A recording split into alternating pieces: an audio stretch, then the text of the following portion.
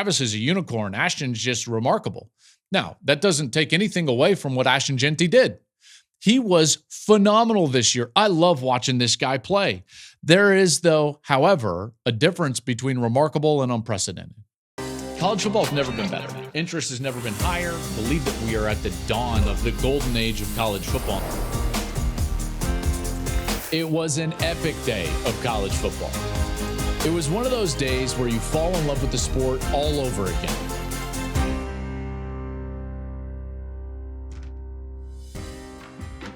Hey, what's up, everybody? Welcome into the Joel Klatt Show. I am Joel Klatt. This show, as always, is brought to you by Hampton by Hilton. We're very thankful for their support, and this thing is rolling along. I know that we've got this little bit of a break between the regular season and the postseason, this playoff starting up. But man, there has been a lot of news coming out. So we're going to talk about all of it. We're going to talk about the Heisman Trophy, how I voted and why I voted that way.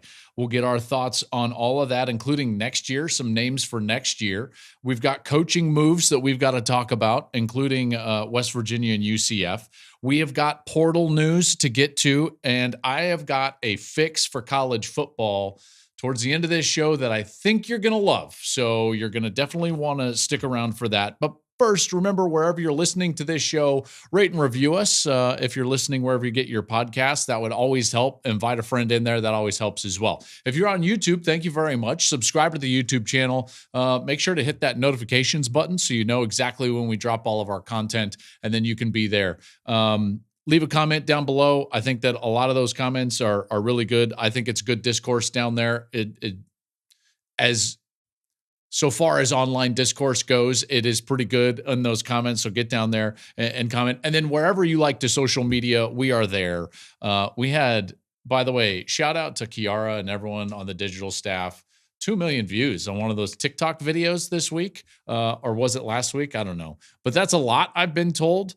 Apparently, we're big with the TikTokers. I've had a couple of the players, by the way, this year, as I've been talking to players around the country, and they'd be like, oh yeah, man, I catch all your stuff on TikTok. And I'm like, so there we go. So if you're on TikTok, you can find us there as well. All of our social media handles are at Joel Klatt Show. You can follow me personally on X. I'm at Joel Klatt. Okay, let's get into it. I do this every year, and I do a little bit of a rundown of how I voted for the Heisman Trophy, why I voted that way. So let's first bring up how I voted. I voted Travis Hunter, number 1, Ashton Jeanty from Boise State, number 2, and Shedeur Sanders, number 3. So that was my Heisman vote. That's how I cast it. That's how I see it. And let's talk about why. All right, let's start with Travis Hunter. It's really hard to be an All-American. Very hard. It's the elite of the elite. That's why they call them All-Americans.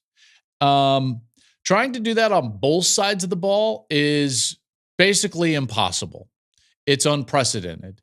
To be an elite player on both sides of the ball is something that we've never seen before, ever in the history of college football.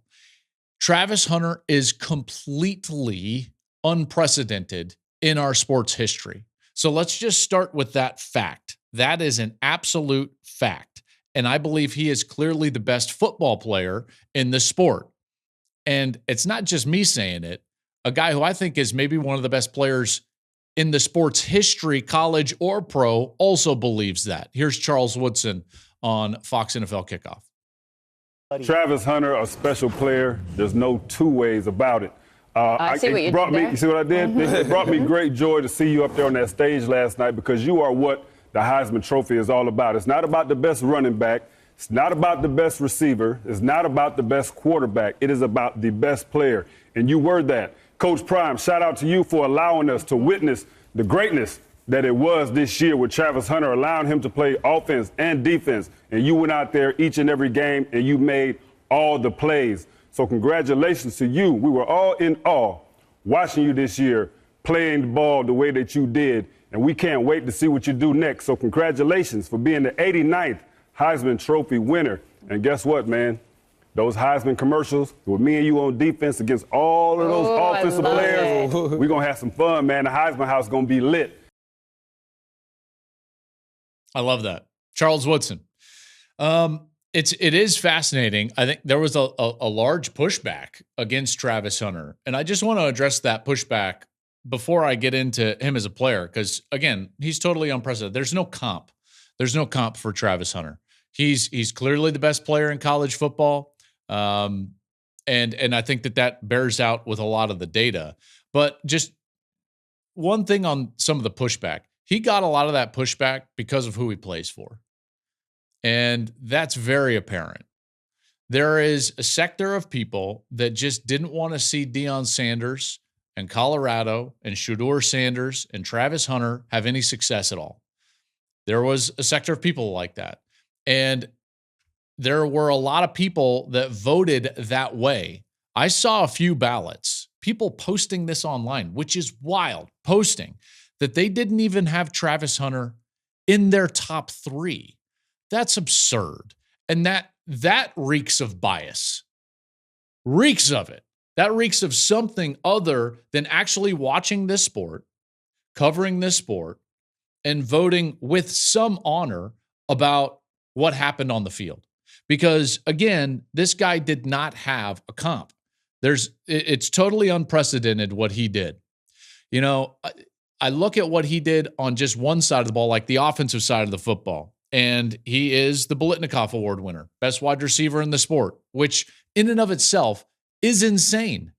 To reach those levels, to have a season like that in the Power 4, he was second in catches, third in receiving yards, and first in touchdown catches. That's wild. That is wild.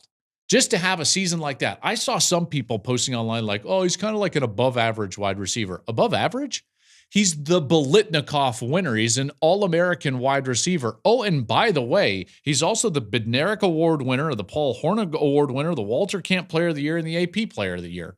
So he's playing All-American football on both sides of the ball, which is bananas to me. It's absolutely bananas to me.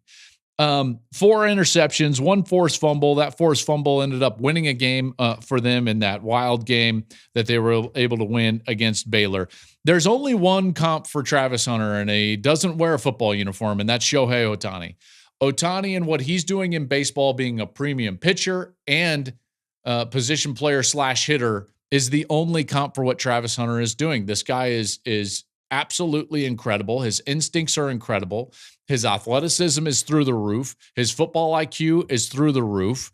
His playmaking ability is through the roof. He's the best player in college football. You know, and there was also some pushback on this fact that like, oh, it was just his number of snaps. Well, one, no. And I just read off all the accolades that have nothing to do with his snaps. It's just what he was doing in domination on each side of the ball. And then you've got to take into consideration that he was doing all of that while playing 1,443 snaps of college football. That's crazy, everybody. Just letting you know, that is absolutely crazy. And I want to try to give you some sort of context about exactly how many snaps that is. Because again, 1,443 snaps is a lot. But you might be asking myself, well, like, how do I know? Joel, like, give me some context for that. Well, okay. His 1,443 snaps are 387 more snaps than the next closest player in college football. 387. That's a lot. That's a lot.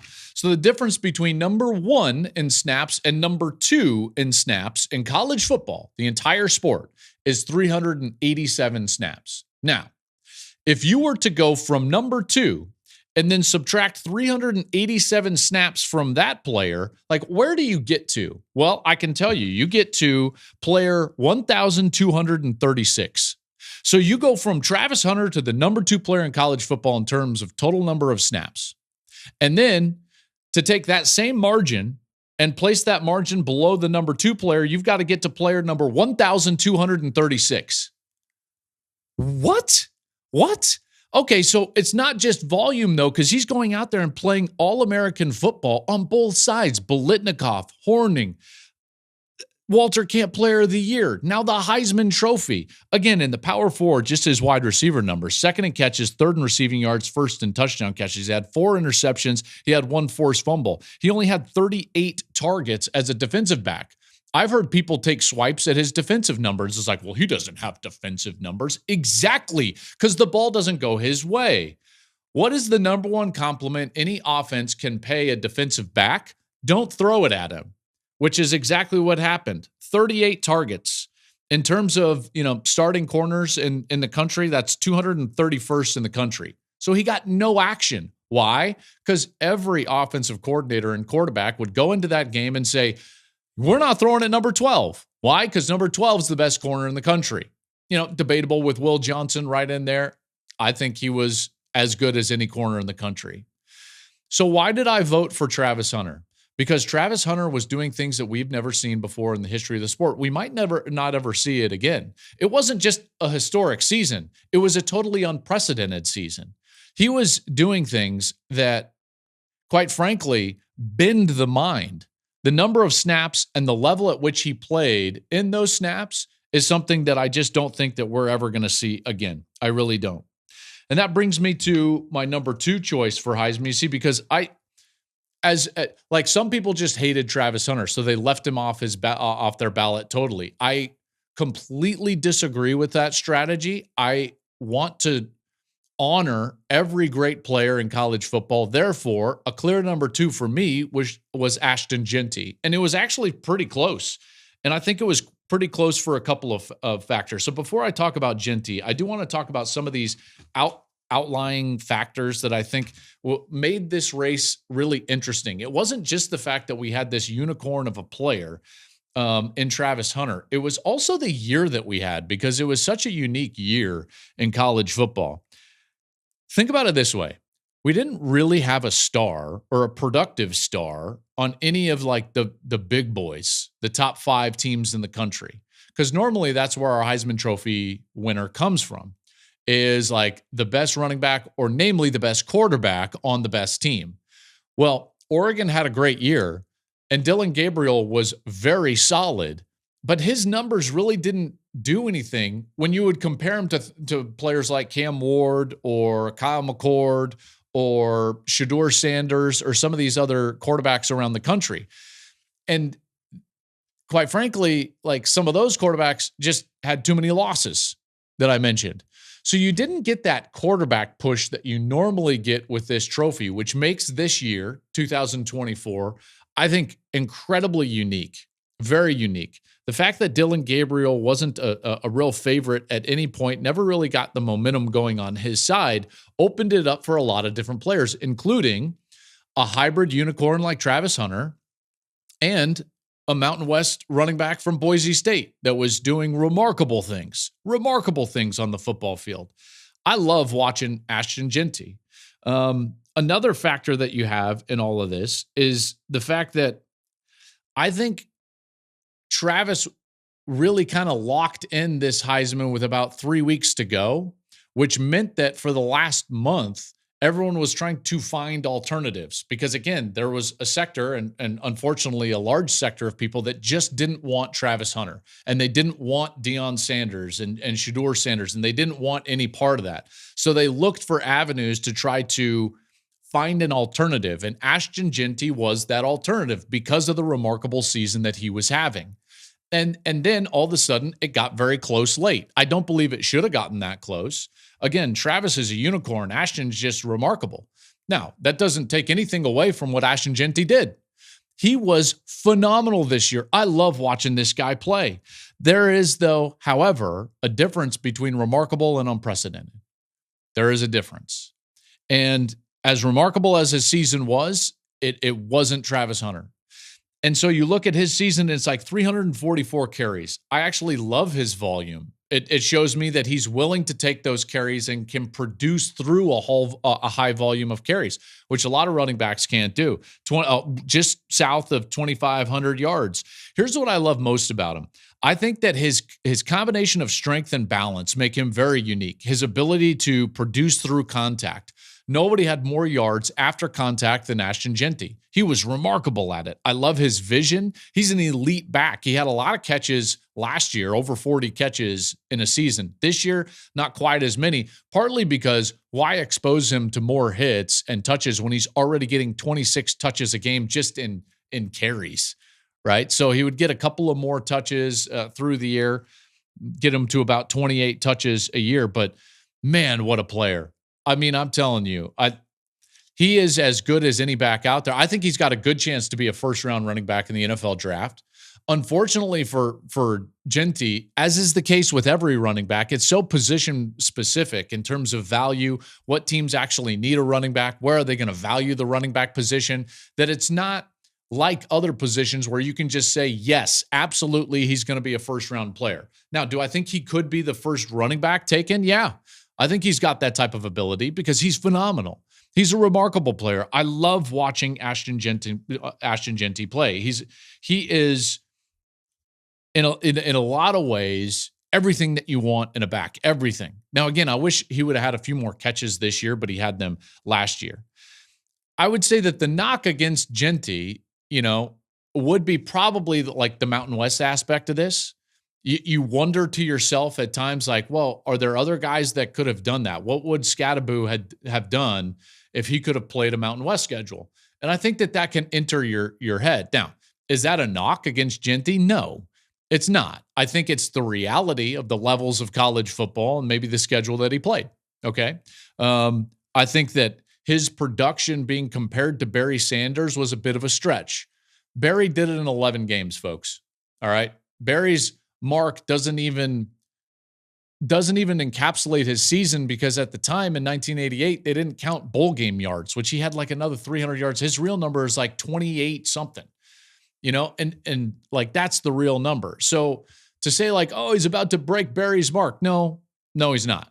No, he's not, which is fine. Again, he was tremendous, and that's why I put him at number 2. In a lot of ways, that was unprecedented for me to put a group of 5 player at number 2 on my Heisman ballot. I thought that was an acknowledgement of how great his season was. And again, I think he's got a bright future. My third, I thought was much more difficult. The third slot was really difficult. And there was a lot of players that I considered in that third spot. Skattebo, I considered. Cam Ward, I considered. Dylan Gabriel, I considered. Shedeur Sanders, I considered. And ultimately, I landed on Sanders. And the reason is I just think he had the best quarterback year of anybody. And again, there are a sector of people that just don't want anything to do with the Sanders and with Deion and with Colorado. But if you actually look at Shedeur's season, what you're going to find is that nobody had a better quarterback year than Shedeur Sanders, because no one was under the amount of pressure he was, both from a production standpoint and a pressure standpoint. Here's what I mean by that. If you combine what he meant to the offense and what he was facing from the opposition, no one was close to that. He was actually sacked 38 times. And when you look at Shedeur, like, that's what, 4th in the country? Something along those, 4th most in the country. He led the country in completion percentage at 74%. He was 2nd in passing touchdowns, 3rd in passing yards, and he accounted for 82% of Colorado's offense. That was the best in college football. So not only was he being sacked the 4th most times of anybody in college football, but he had the most production as a percent of his team's offense, 82%. That is a huge number. Just to give you some context, that's just not, good for this year. That's the 3rd best in the last 25 years in college football. So again, best quarterback year, I thought, was Shedeur Sanders. That will play out in the draft. I do believe he's going to be the first quarterback selected in the NFL draft. And it's because he's got this rare combination. And I talked about this when I did their game late in the year against Utah. He's got this rare combination of both surgeon and artist. And that's rare. Normally quarterbacks really lean heavily into one or the other. And I feel like he's got equal parts of both. When he is protected, which was rare, but when he is protected, he is surgical. He has a real command of the game. He's highly intelligent. He's got a command of the timing of the game and the spacing of the route structure. He can throw guys open. He's got a stronger arm than you anticipate, but he also can change pace on the football, layer it, throw it with touch, throw it with accuracy into tight windows. When he's protected, he is surgical. And that's something that'll pay dividends for him moving forward. Absolutely. But then he's also got this like artist component to him. And I think that's the one that gets overlooked a little bit. And the reason that they live with 38 sacks and that he lives with holding the football a little bit longer than other quarterbacks is because he can make those plays. He's got like this Fran Tarkington style, almost like a Jake Plummer style ability to evade and get away and yet keep his eyes downfield. And then he's very dangerous when he's outside of the pocket, eyes downfield, trying to throw the ball downfield. So this combination of artist and surgeon is something that I love about his game. It's one of the reasons why I think he had the best quarterback year of anybody in college football. The numbers bear that out. The production bears that out. The pressure bears that out. And that's why he got my vote as number 3 on my ballot for the Heisman Trophy. A lot of people throwing out the old, Buffs bias and everything. I don't believe that's the case. I just ran through my exact thinking, and you can take from that what you will. Speaking of this Heisman, I just want to throw back a little bit because I don't know if you remember our preview episodes, but there was a value proposition thrown up by yours truly right here on the Joel Klatt Show. A 60-1 value proposition for Travis Hunter to win the Heisman Trophy. And I said in the preseason, I was like, that's the best value bet in the Heisman odds. Right there. Boom. That's your bet. And listen, if you've been following our advice right here on the Joel Klatt Show, you would know at this point that we are 49-30 against the spread this season, which is 62%. 62%. All right? Like, congratulations. And you're welcome. And now we just hit on the 60-1. That's the granddaddy of them all. And by the way, we have people listening to the show that have emailed us that took the bet.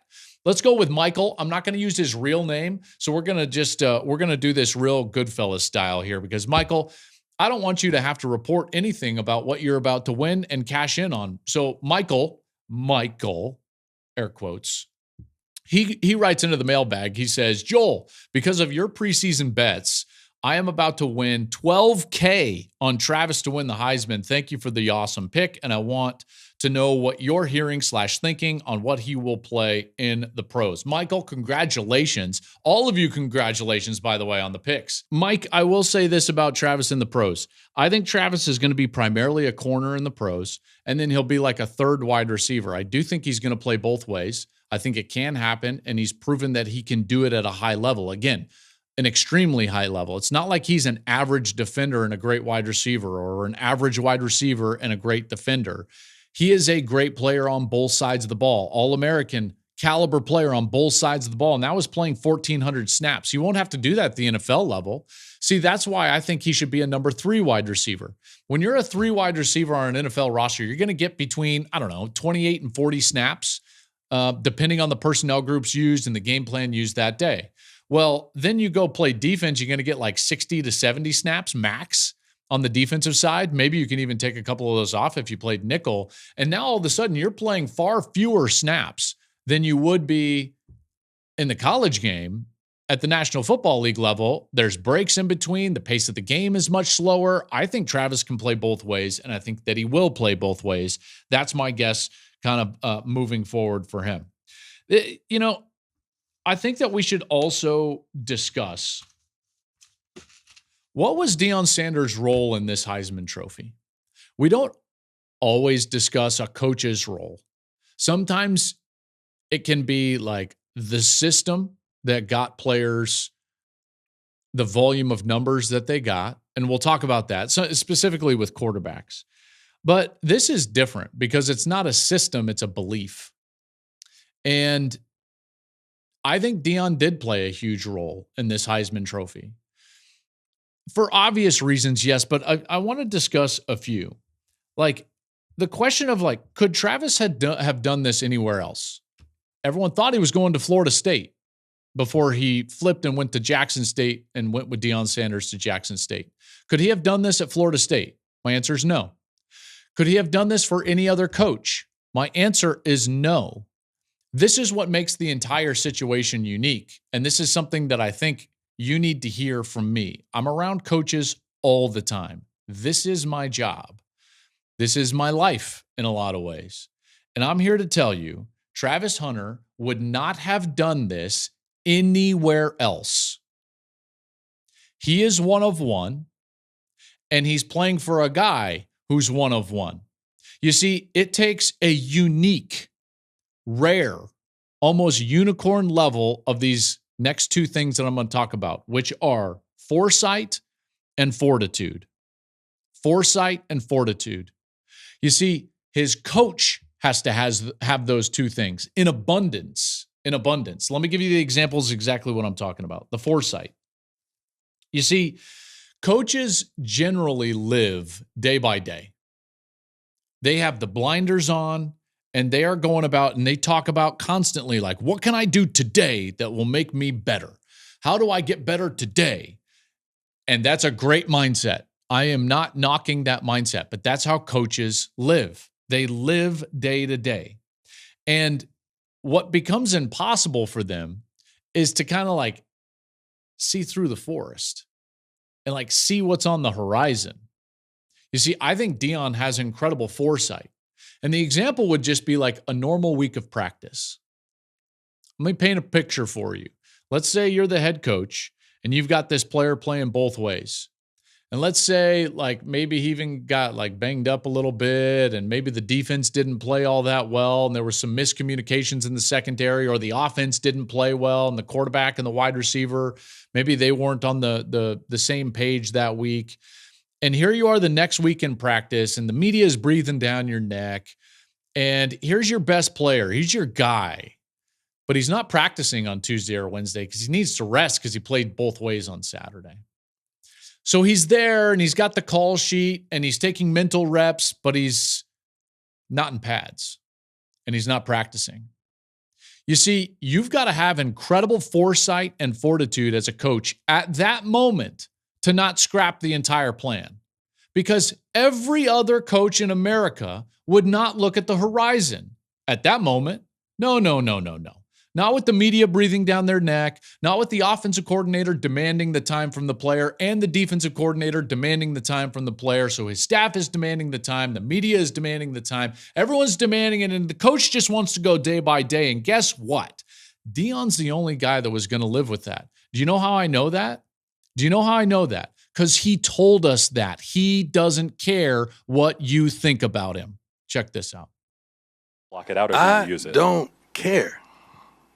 Look at me. What about me would make you think that I care about your opinion of me? Your opinion of me is not the opinion that I have of myself. You ain't make me, so you can't break me. You didn't build me, so you can't kill me. You know what? God established me, so you ain't nothing you can do to me. I've been dealing with this foolishness since Pee Wee football, man. I've been him. I've been a difference maker, a game changer. I've been that guy. He's been the guy. He knows. He's been on the horizon. He knows what it takes. He knows that Travis Hunter can do it. He believed in him. And he's got the foresight and fortitude to handle the arrows when people are telling him it can't work. Deion, it can't work. He can't play at this level through the entire year. You're going to expose him to injury. What are you doing? Deion Sanders does not care what anybody else said. That's totally unique among college football coaches. I'm just telling you that right now. Every other college coach that I have ever come across would have folded in the scenario that I just put before you because they can't see the horizon. That's just a fact. And again, that's not a knock. That's not a knock on those coaches. And in a lot of ways, it just goes to show you like how unique it is to have a guy like Deion Sanders as a head coach in college football. What a remarkable time, man. We're going to have Bill Belichick in North Carolina and Deion Sanders at Colorado. Like what a time to be alive in college football. But the simple answer to the question, like, could Travis have done this for anybody else? The answer is no. There is no other coach in America that would have allowed this, and there's certainly no other coach in America that would have had the fortitude to do this for 2 straight years. So in a lot of ways, Travis owes that Heisman Trophy to Deion Sanders, And Deion owes his success at Colorado to a guy like Travis Hunter. And we all know that. And that's what it should be, a reciprocal relationship in this sport between great players and great coaches, and the belief and trust between the two. And that's why I think Deion's going to be at Colorado, because I think he loves college football. I think he loves being the coach at Colorado. I think that Colorado has let him be totally and authentically himself. That is his program. And even Travis has been telling people this week as he's been on the award circuit, like, hey, man, he's not going anywhere. So I firmly believe Deion's going to be the head coach at Colorado next year in 2025. And in 2025, who are the players that we're going to be talking about for the Heisman Trophy? It's going to be here before you know it. So like my early list of candidates for the 2025 Heisman Trophy, I know some of these are obvious, but I'm excited for next year. I think we're going to have a lot of great players. You got quarterbacks like Arch Manning, DJ Lagway, Sellers from South Carolina. He's been good. Drew Aller at Penn State. He's been good. Maybe John Mateer, who's at Washington State. I think all of those guys are solid. Running backs like Jeremiah Love. I love Jeremiah Love. See what I did there? Jeremiah Smith and Ryan Williams. All of these guys, I think that we're going to hear a lot about them. They're going to have solid odds, specifically Arch Manning, going into next year for the Heisman Trophy. And there's going to be a lot of change in college football. Maybe not as much as what we've seen over the last couple of years, but I did want to get into some of this coaching news. So, meanwhile, over at West Virginia and Central Florida, we're just running it back, folks. They make their new hires, and Rich Rodriguez going back to West Virginia, and he'll coach the Mountaineers.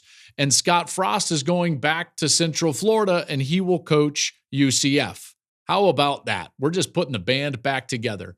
This brings up a lot of thoughts, by the way, about the coaching profession and college football in general.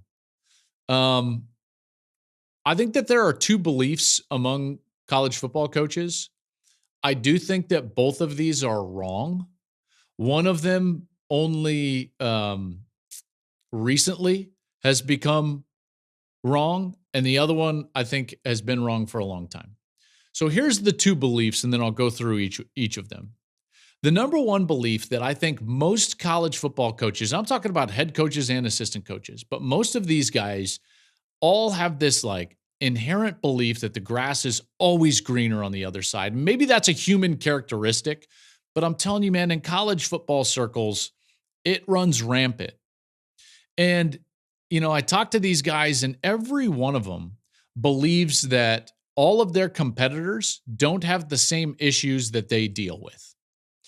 Oh, man, if I was just there, my budget problem would be different. Oh, man, if I was just over there, my admissions problem would be different. Oh, man, if I was just over there, the recruiting, you know, the natural recruiting region is different. Oh, if I was just over there, like the strength staff is different, and their commitment to football and the admission standard and so on and so on and so on.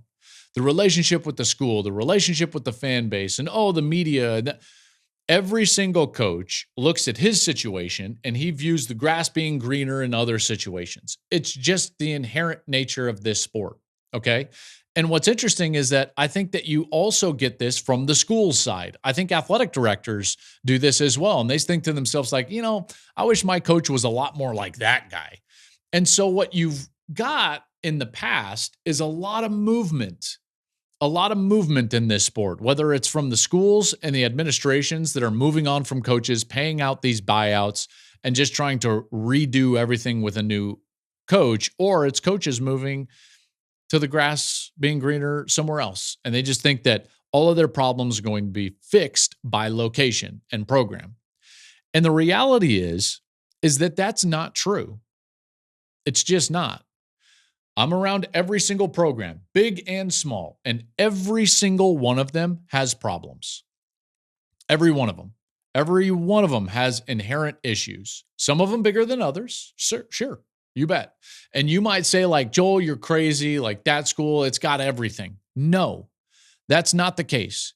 Every single school I go to, every one of them will point at another school and be like, oh man, they don't have to work as hard for their NIL dollars like we do. And I'm always looking around, I'm like, why is it that every single school tells me that? You know, So again, there is an inherent belief in college football circles that the grass is always greener. I'm just telling you that that's not always the case. And I think that this, in a lot of ways, is an acknowledgement of that.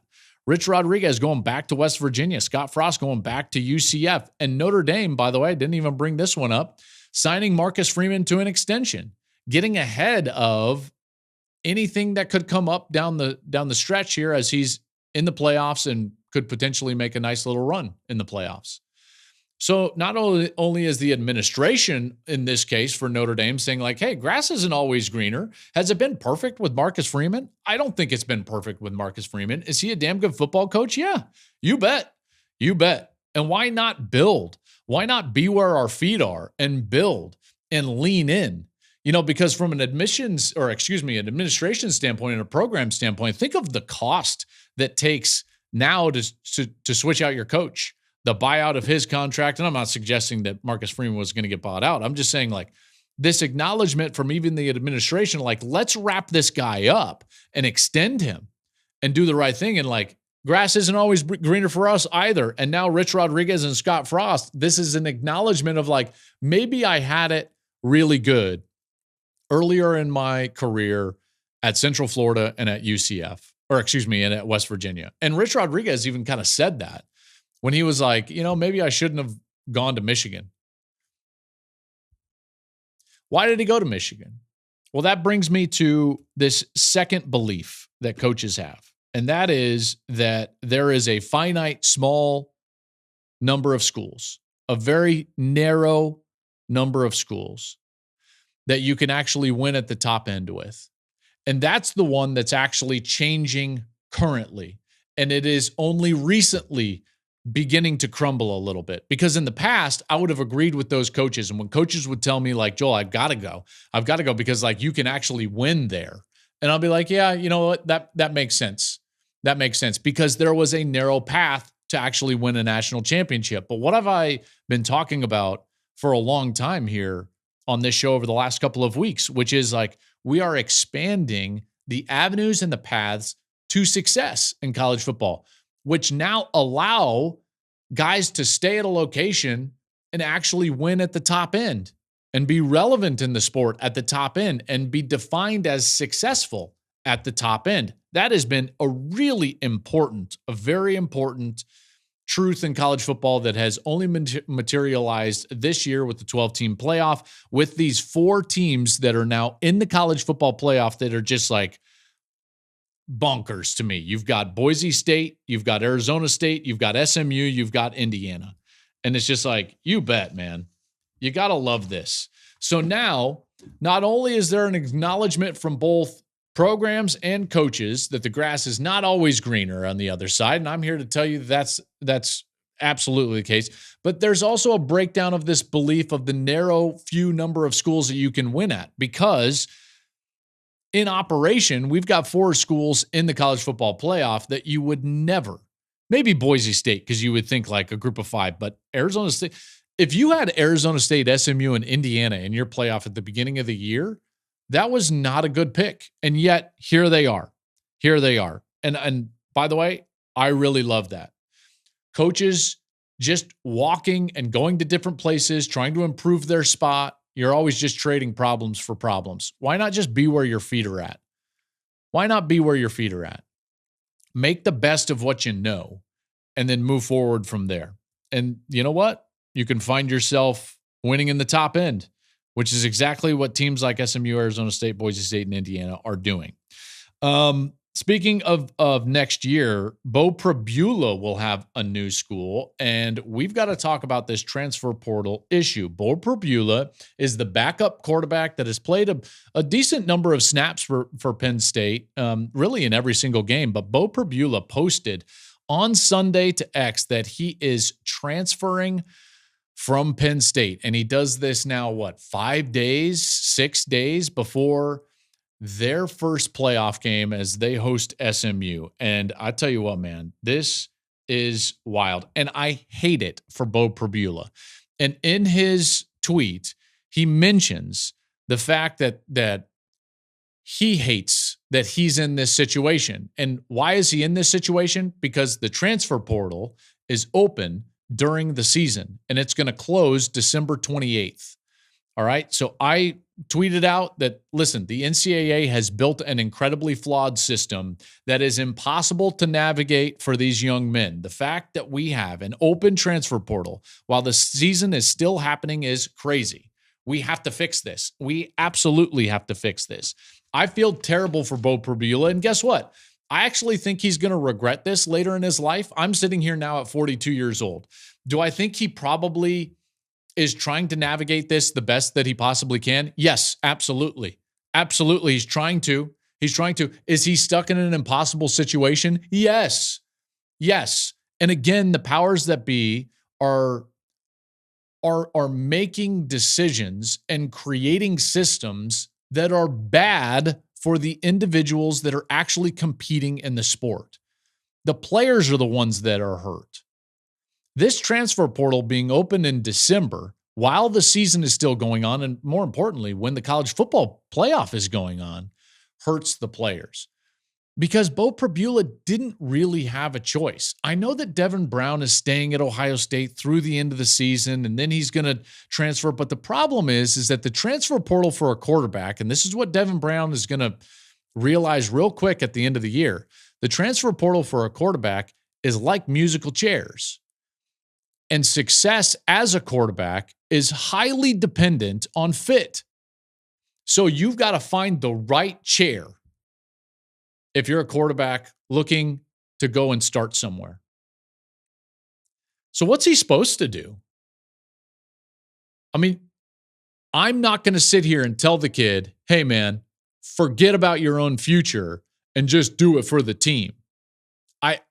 I cannot in good conscience sit here and look a kid in the eye like that and say that. Do I wish he could do both? Yes, of course I wish he could do both. Why don't we have a system that helps Beau Pribula?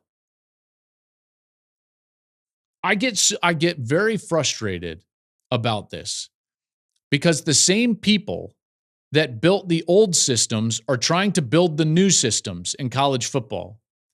And the problem with that is that they continually look after the old systems while making the new ones. And so the modifications that they make when making these new systems and rules in the sport do not fit. They are not compatible. So here's what happens. You build in a transfer portal window, but your postseason in college football is built all around bowl games. And bowl games in a playoff system are like oil and water, and yet you're trying to make them work together. And what's the only way that they work together? Extend them way out, because this bowl game's got to be on this date and that date and all these special cases, and now we've got to move it out. So now the national champion isn't going to be crowned until January 20th, and yet the transfer portal ends on December 28th. How does that happen, and how is that good for anybody involved? It's not. It's not. So I feel really bad for Beau Pribula, and I'm not just going to sit here and rail on the system because everybody knows it's flawed. Everyone going through it, the coaches know it's flawed, the players know it's flawed, we know it's flawed, and the people that don't want to do anything about it are the ones that are sitting there trying to protect old systems while building new ones at the same time. Old wine does not fit into new wineskins. It's biblical. That's been around for thousands of years. Okay, so let's stop. How about we have some new wineskins like this fix? Are you ready? One of my favorite games of the year is always the Army-Navy game. Just happened this last weekend. I loved it. I loved every minute of it. I loved the pageantry of it. I love the pure Americana of it. I love celebrating our nation. I love celebrating kids that aren't playing for the right to go to the NFL in a lot of cases, but playing the game that they love for the institutions that they love and the academies that they love and for their fellow cadets. Look at the joy on their face. All these players from Navy, the joy on their face as they run over and they sing the songs in front of the cadets, and look at all the cadets and they're packed in there. Like, this is amazing. I love this game. What does this game have anything to do with the transfer portal? Well, because like a lot of things in college football, this game is being squeezed. It's being squeezed by all of this nonsense going on in the month of December. It used to be where Army-Navy had its own game, own day. And in some ways, yes, that's the case, but we played bowl games on Saturday, and we played Army-Navy on Saturday, and you've got the portal opened up, and now we're trying to get the college football playoff getting started, and we're announcing Heismans, and we're doing all of these different things. And guess what? This game that should be a showcase event for our country is being squeezed in multiple different directions. And I've got the fix for Army-Navy and the postseason, and that is clear out the Army-Navy weekend and allow the playoffs to start early. Where does Army-Navy go? Week 0. Week 0. Think about it. Let me just paint the picture for just a moment. No other football game happens in America until Army-Navy play on their own day. So there's no college football in week 0. No. Not like we know it now where there's these random games in random places and some of them are played overseas and so on and so forth. No. We kick our sport in America off with Army-Navy. It's the only game, and it's week 0 of college football. And we blow it out. The commissioners of leagues are there, of the NFL. The president is there. There's flyovers. We march cadets in. We do it at night. It's on the network television. And man, it is a showcase event. And every football fan in America is going to be right there. Because guess what that game then signifies? That game is like the national anthem to the season. And it is the showcase game for our country that launches us into our favorite time of year, which is football season. Why? Because America. That game deserves that. It's being squeezed right now. And we could showcase it better, and we could kick off the season. And guess what that would allow us to do? Start the college football playoff right away after the conference championship games. Start playing the games and finish your season before you start making roster moves. So then you can start the college football playoff right away. Conference championship games the first week in December. First round playoff games the second week of December. Third week of December, quarterfinal games. Fourth week of December, semifinal games. And guess what? We are finishing the college football season at the latest the week of January 1st. At the latest. Play the games. Retain the momentum. You'd stay away from the NFL playoffs. You would retain the momentum that is created with an incredible November in our sport, and you would own the month of December. You kick things off with Army-Navy as the national anthem for our sport and our country in August on week 0, and then you play the games, and then it's done, and you'd still have a week and a half, 2 weeks before spring semester opened up at institutions across the country, which is when you could transfer. And then you could actually have a transfer window outside of the season. You sign your early signings. Now you have a transfer portal window that is outside of the season, and you don't have this nonsense. I feel bad for Beau Pribula. Beau Pribula got put into a scenario where he is in a system that is not designed for him. It's designed for a bunch of old guys that want to retain old systems in the midst of new structures, and that doesn't work. This renovation has not worked. It has to blow up, and we need to fix it for the kids that play this sport. We really do. And that's how we're going to do it. And anybody that wants to make me commissioner for a day, that's like lunch of day one. There's some things that are happening. I might even do a show. We might do a show. Would you want a show of like day one Commissioner Klatt? Like, what would he do? That's what we'll do. We're going to do that soon. We're going to do that very soon. Our next show, though, is going to be a preview of the college football playoff, which I cannot wait for. Huge games this week, obviously. So we're going to preview them. I will be making all of my picks. And in fact, I'm going to give you an entire bracket prediction with our next episode. That will drop on Wednesday.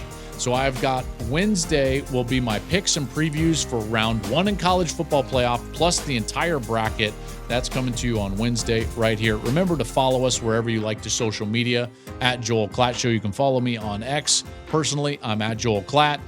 And it is the best time of year. We got fixes for college football. We've got the college football playoffs. We got it all. We've got it all. Thanks for listening, everybody. Have a blessed day.